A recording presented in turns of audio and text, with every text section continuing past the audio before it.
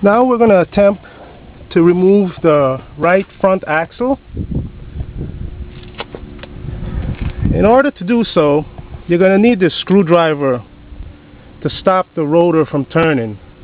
By stopping the rotor from turning, it's going to help us release the 12mm bolt on the axle flange. Every time you need to turn the axle, you will remove the screwdriver, position your bolt, and place the screwdriver back in the rotor so the assembly does not rotate while you're turning it.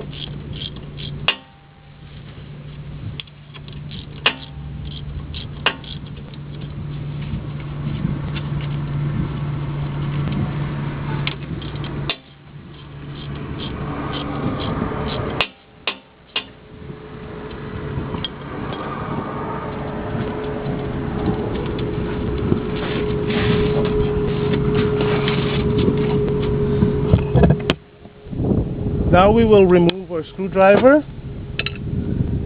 and rotate the axle in position for the next 3 bolts.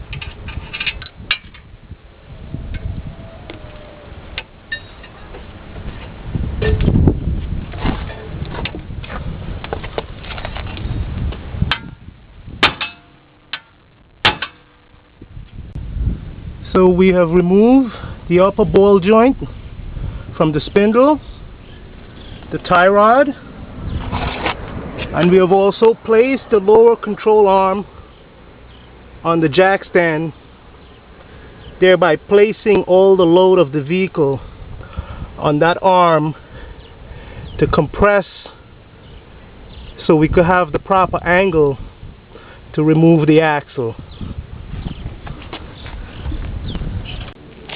This is our two axles side by side. This is the remanufactured one and this is the one we remove.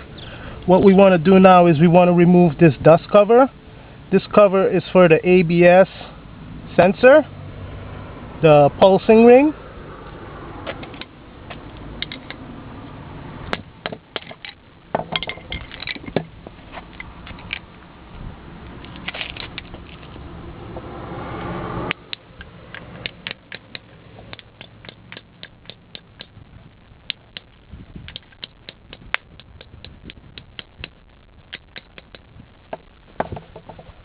You might want to use a rubber mallet when doing that, because you could also bend the lip on the splash guard.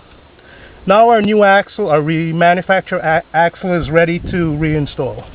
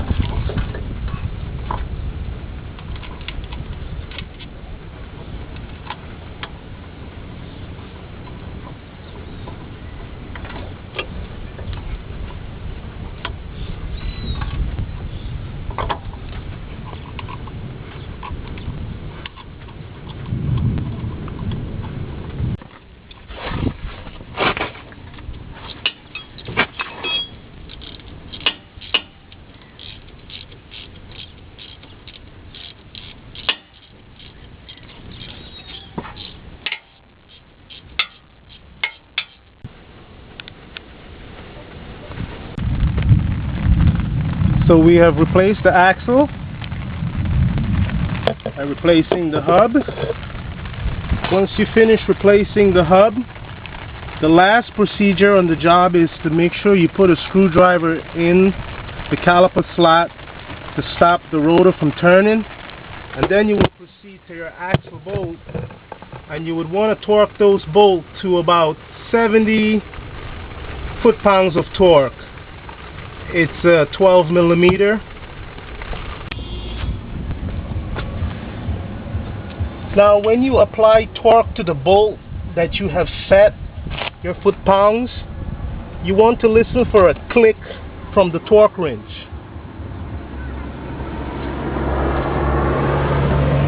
This will signify that you have met the torque specification that you have set on the meter. So now let's proceed with our Allen bolt that is set at 20 foot-pounds. That's what we want. We will do this in a crisscross dimension.